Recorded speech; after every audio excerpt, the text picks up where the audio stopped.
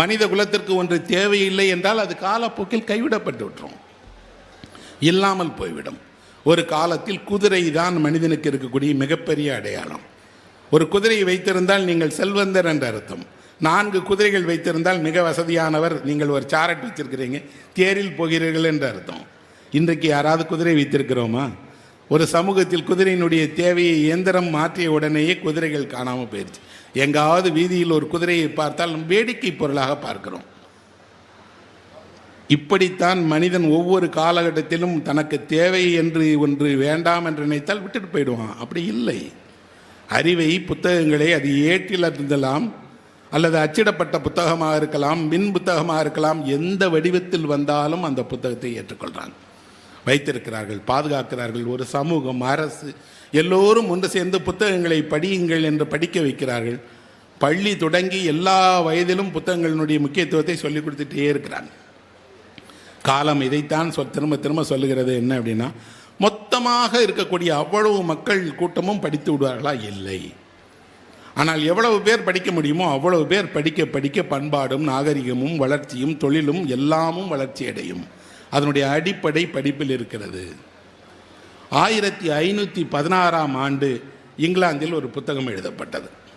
அந்த புத்தகத்தை எழுதியவர் தாமஸ் மோர்ன்னு சொல்லப்படக்கூடிய அந்த நாட்டில் இருக்கக்கூடிய மிகப்பெரிய சான்சலராக இருந்தவர். அவர் எழுதிய புத்தகம் தான் அந்த உட்டோப்பியா அப்படின்னு சொல்லுவாங்க. உட்டோப்பியா அப்படின்னா என்ன அப்படின்னா கற்பனையான ஒரு இடம்னு அர்த்தம், கற்பனையான உலகம்னு வைத்துக்கலாம். இப்போ கூட ஏதாவது ஒன்றை பற்றி சொல்லும் போது இதெல்லாம் உட்டோப்பியன் ஐடியாஸார்னு சொல்லுவாங்க. அந்த உட்டோப்பியா அப்படிங்கக்கூடிய புத்தகத்தை 1516ஆவது வருடம் தாமஸ் மோர் எழுதினார்.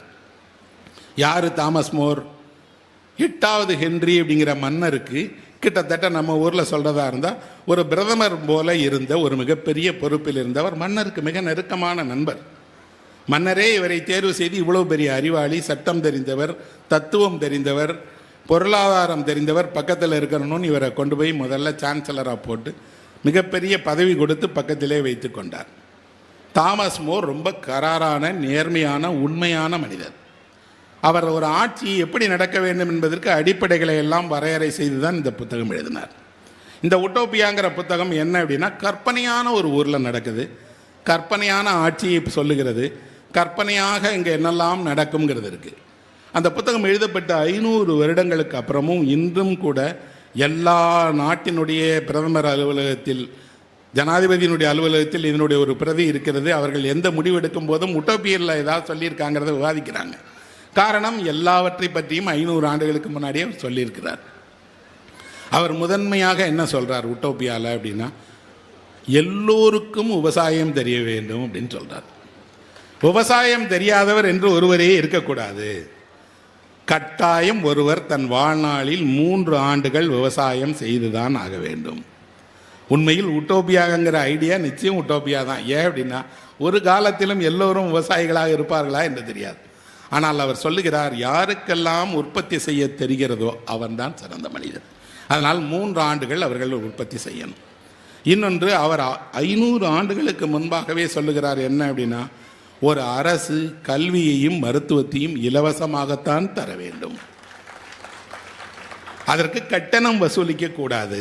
இலவசமாகவே மருத்துவம், இலவசமாகவே கல்வி தரணும் அப்படிங்கிறத 500 ஆண்டுகளுக்கு முன்னாடி சொல்கிறார். சொல்வதோடு அவர் சொல்லுகிறார், ஒரு எதிரி நாடு உங்களோடு போர் தொடுக்க வந்தால் நீங்கள் போர் தொடுக்க கூடாது. அவர்களோடு பேச்சுவார்த்தையில் தான் இடம் வேணும். பேச்சுவார்த்தையும் தோற்றுவிட்டால், போர் சூழல் வந்தால் ஆயுதம் ஏந்தாமல் போராட முடியுமா என்று பார்க்கணும். ஆயுதம் ஏந்தாமல் போராடினால் கூட தோற்றவரை நீங்கள் அடிமைகளாக நடத்தக்கூடாது.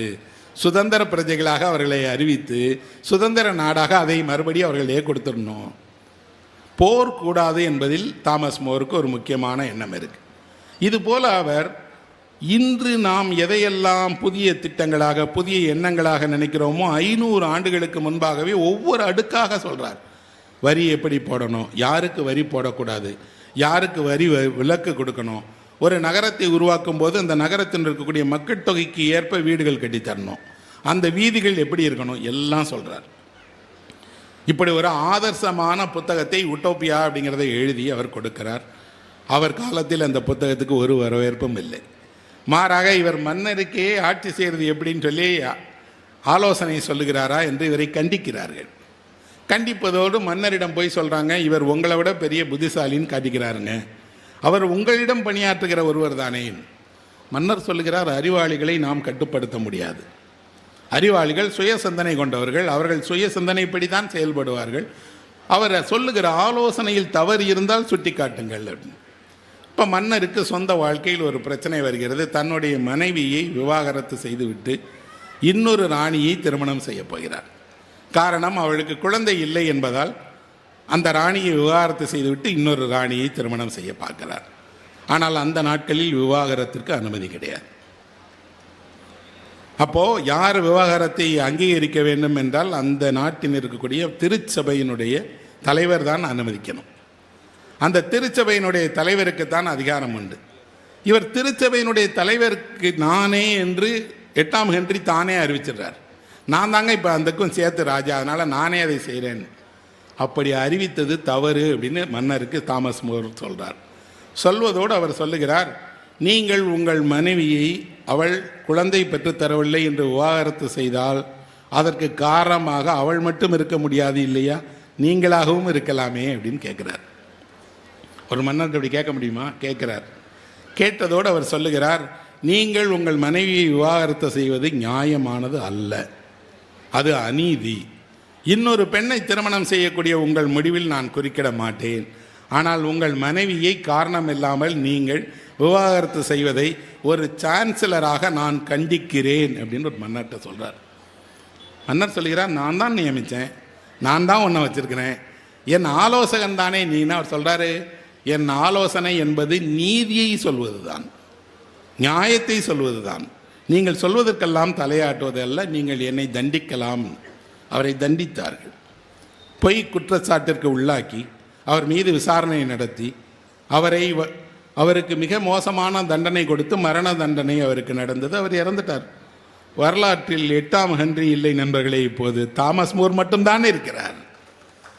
8ஆம் ஹென்றி தானே இருந்திருக்கணும், அவர் தானே மிகப்பெரிய சக்கரவர்த்தியாக இருந்தார். இல்லை, உண்மையான ஆலோசனை சொன்ன, பெண்ணுக்கு ஒரு நீதி கிடைக்க வேண்டும் என்று போராடிய, இன்னும் சொல்லப்போனால் சொல்வது மன்னராகவே இருந்தாலும் நீதியைத்தான் சொல்ல வேண்டும் என்ற தாமஸ் மூர் தான் 500 ஆண்டுகாலமாக இருக்கிறார். தாமஸ் மூர் எழுதிய உட்டோப்பியாங்கிற ஒரு புத்தகம் தான் 500 ஆண்டுகளாக அவரை அடையாளப்படுத்திட்டே இருக்கா. அவர் வீடு இருக்கா, அவருடைய கோட்டை இருக்கா, அவருடைய குடும்பம் நான் தான் தாமஸ் மூருடைய குடும்பம்னு சொல்லிட்டு இருக்கா? இல்லவே இல்லை. எங்கோ ஒரு ஊரில் ஒரு கல்லூரியுடைய நூலகத்தில் அந்த புத்தகத்தை படிக்கிற நான் அடிக்கோட்டி கொண்டே இருக்கிறேன். எவ்வளோ அற்புதமான சிந்தனையை 500 வருடத்துக்கு முன்பாகவே உலகிற்கு தந்திருக்கிறாரே. யார் தாமஸ் மோர்? வகுப்பறையில் போய் கேட்டால் அங்கே பாடத்தில் தாமஸ் மோர் இல்லை. 8ஆம் ஹென்ரியை பற்றி நாடகம் இருக்கிறது. ஆனால் தேடி தெரிந்து படிக்கும்போது தெரிகிறது, உலகை மாற்ற வேண்டும் என்ற கற்பனை புத்தகத்தில் இருக்கிறது. அதை நிறைய பேர் செயல்படுத்தி இருக்கிறார்கள். இன்று நாம் அடைந்திருக்கக்கூடிய வளர்ச்சியில் பெருமளவு வளர்ச்சி புத்தகங்களிலிருந்து எடுக்கப்பட்டது தான்.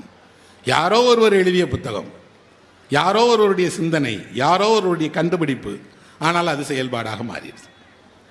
அப்படின்னா இந்த புத்தகம் ஒரு தாமஸ் மோரோட உட்டோப்பியா 500 ஆண்டுகளை தாண்டியும் இன்றைக்கும் அப்படியே இருந்துக்கிட்டே இருக்கு. அப்போ காலம் ஒரு பதிலை சொல்லுகிறது. என்ன அப்படின்னா, உண்மையில் மனித குல வளர்ச்சிக்கு, மனிதனை மேம்படுத்துவதற்கு, ஒரு சமூகத்தை நேர்வழிப்படுத்துவதற்குரிய புத்தகத்தை நீங்கள் எழுதினால் உங்கள் காலத்தில் அது கண்டுகொள்ளப்படாவிட்டாலும் அது என்றைக்கும் உள்ள புத்தகமாக இருக்கும். உலகின் ஏதோ ஒரு தேசத்தில் எங்கோ ஒரு மூலையில் யாரோ ஒருவர் அதை நினைவுபடுத்தி பேசுவார், 1000 பேர் கேட்பார்கள் என்பதுதான் அதுக்கு காட்டுகிற உண்மை. அப்படின்னா காலம் அந்த உண்மையை நமக்கு சொல்லுகிறது. உடனடி விளைவுகளை பற்றியெல்லாம் கவலைப்படாதீங்க. அன்றைக்கு வென்றவர் 8ஆம் ஹென்றி, ஆனால் இன்றைக்கும் வென்றிருப்பவர் தாமஸ் மோர். அப்படின்னா இதுதான் நண்பர்களே உண்மையான வெற்றி. ஒரு பழைய பொருள், ஏதாவது ஒரு பொருள் கிடைக்குதுன்னு வைங்க. இப்போ ஒரு அகழ்வாய்வு பண்ணுற இடத்துல போகிறாங்க, ஒரு பானை கிடைக்கிறது, அல்லது ஒரு ஓடு கிடைக்கிறது, அல்லது ஒரு பாசி மணி கிடைக்கிறது என்றால் உடனடியாக அதை எடுத்து எந்த காலத்தை சேர்ந்தது என்று கண்டுபிடிப்பதற்காக கார்பன் டேட்டிங் பண்ண அனுப்புவாங்க. அந்த லேப் கண்டுபிடிச்சு இது 2000 வருஷத்துக்கு முன்னாடி, 3000 வருஷத்துக்கு முன்னாடின்னு சொல்லிடும். இப்படி பழைய பொருட்களை அதனுடைய காலத்தை கண்டுபிடிப்பதற்கான விஞ்ஞானம் எல்லாம் இருக்கிறது. ஆனால் நாம் கேட்கிற ஏதாவது ஒரு கதையை வைத்துக்கொண்டு இந்த கதை எவ்வளவு வருடத்துக்கு முந்தினிய கதை, எவ்வளவு வருடம் ஆயிடுச்சு, இந்த கதைக்கு என்ன வயது என்று யாராவது சொல்ல முடியுமா என்ன? சாதாரணமாக நாம் கேட்ட சிறு வயதில் கேட்டு விளையாடிய நிறைய கதைகள் 1000 2000 வருட பழமையானது. ஆனால் 1000 வருஷம் 2000 வருஷமாக அந்த கதையை கேட்டுக்கிட்டு இருக்கோங்கிறதே அந்த கதையை கேட்கும் போது இல்லை.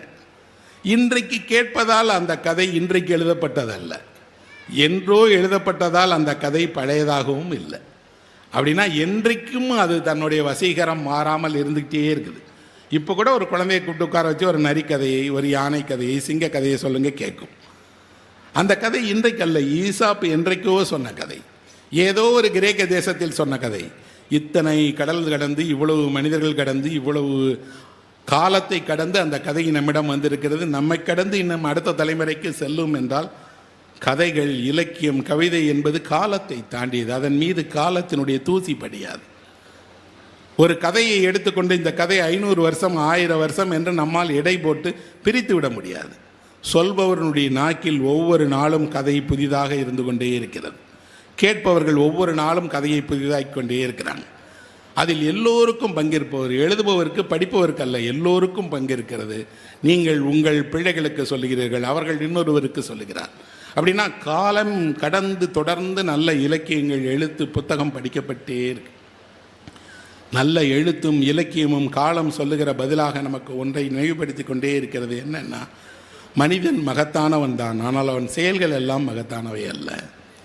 அவன் செயல்கள் பண்பட்டவையாக மாறும்போது அவனும் வளருவான், அவனோட கூட இருக்கக்கூடியவர்களும் வளருவார்கள் என்று. இஸ்மத் சுக்தாய் என்ற உருதில் ஒரு பெண் எழுத்தாளர் இருக்கிறார். அவர் ஒரு கதை எழுதியிருக்கிறார். சின்ன கதை, பெரிய கதை, என்னுடைய முடிவை மட்டும் சொல்கிறேன். ஒரு வீட்டில் இருக்கக்கூடிய சகோதரிக்கும் அந்த வீட்டில் இருக்கக்கூடிய சகோதரனுக்கும் சதா சண்டை. எந்த ஒன்றுனாலும் இவன் ஏதாவது சொல்லுவான், உடனே அந்த அக்கா திட்டிடுவாங்க. திட்டினாங்கன்னா எப்படின்னா, என்னென்ன சொல்லி திட்ட முடியுமோ அவ்வளோ மோசமாக திட்டுவாங்க. ஸோ இப்போ இந்த சகோதரனுடைய வீட்டில் எல்லோரும் சொல்லுவாங்க, நீங்கள் ஏன் அவங்ககிட்ட போய் ஏதாவது பேச்சு கேட்குறீங்க, அவங்க சொன்னால் திட்டுறாங்களே அப்படின்னு. திட்டுனா திட்டட்டும், எங்கள் அக்கா திட்டினாங்கன்னா அந்த திட்டுறது எனக்கு கேட்க பிடிக்கும் அப்படின்னு சொல்கிறாரு அவர். அவங்க திட்டுறது எப்படிங்க பிடிக்கும்னா, திட்டினா பிடிக்குங்க, அவங்களுக்கு தெரியாது. சிலர் நம்ம மீது கோவப்பட்டாங்கன்னா நமக்கு பிடிக்கும் அப்படின்னு அவங்க எல்லாம் சொல்கிறாங்க. ஆனால் ஏதாவது அவர்களுக்கு உடல் நலம் இல்லை என்றால், அவர்களுக்கு சோர்வாக இருந்தால் அவர்கள் உடனடியாக சகோதரனை தான் அழைக்கிறாங்க. அவனை பார்க்கணுமே, அவனை வர சொல்ல அப்படின்னு. யார் திட்டுகிறாரோ அவரை பார்க்கிறார். கதையினுடைய கடைசி வரியில் ஒரு பொண்ணு அவங்க அப்பாட்ட கேட்குறா, உன்னை உங்கள் அக்கா இவ்வளோ திட்டுறாங்களே, திரும்ப திரும்ப ஏப்பா போய் பார்க்குற திட்டுறதுக்கு அவர் அந்த கடைசி வரி அழகாக எழுதப்பட்டிருக்கிறது. சகோதரியினுடைய திட்டு வசவு என்பது பாலில் ஊறியது, அது தாயினுடைய பாலில் ஊறியது என்பதால் சகோதரனை அது தொடாது. அப்படின்னா ஒரு அண்ணனும் தம்பியும் சண்டை போட்டுக்கிறது, அக்காவும் தம்பியும் சண்டை போட்டுக்கிறதெல்லாம் ஒரே அன்னையினுடைய பாலில் ஊறிய திட்டுக்கலாம். ஒரு வசையை கூட, கோபத்தை கூட, குற்றச்சாட்டை கூட எவ்வளவு மிருதுவாக அன்பாக மாற்றிவிட முடிகிறது. உலக இலக்கியத்திலே வேறு எந்த இலக்கியத்திலும் தமிழ் புலவர்கள் கோபம் கொண்டது போல காட்சிகளை பார்க்கவே முடியாது. நம்ம ஊரில் காளமேகம் என்று ஒரு புலவர் இருக்கிறார், தனிப்பாடல் இருக்கிறது. சின்ன புத்தகம் தான், நீங்கள் கிடைச்சா படித்து பாருங்கள், தனிப்பாடல் திரட்டுன்னு.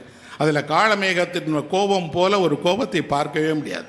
அவ்வை தனிப்பாடல்கள் எல்லாம் கோபப்பட்டு திட்டுறார். யாரை திட்டுகிறார்? பசிக்கு உணவு தராதவர்களை, அன்பாக உணவளிக்காதவர்களை, வீட்டுக்கு கூட்டிகிட்டு போய் அலட்சியமாக உணவு தருவர்களை, போதும் என்ற நேரத்தில் அந்த உதவியை செய்ய மறுப்பவர்களை, இப்படி கோபத்தை காட்டுகிற கவிதைகள் எல்லாம் வசை கவிதைகள் என்றே தமிழில் இருக்குது. ஆனால் அதற்கும் இலக்கிய இடம் கொடுத்திருக்கிறது தமிழ் இலக்கியம். வசைதானே என்று ஒதுக்கிவிடவில்லை. இப்பேற்பட்ட ஒரு மகத்தான இலக்கியத்தினுடைய மரபிலிருந்து வந்தவன் என்ற முறையிலும், அந்த மரபை தொடர்கிறவர்கள் நீங்கள் என்ற முறையிலும் நான் என்றைக்கும் சொல்வேன், காலம் தமிழ் இலக்கியத்தை என்றும் கொண்டாடும், வாழ வைக்கும். நன்றி நண்பர்களே, வணக்கம்.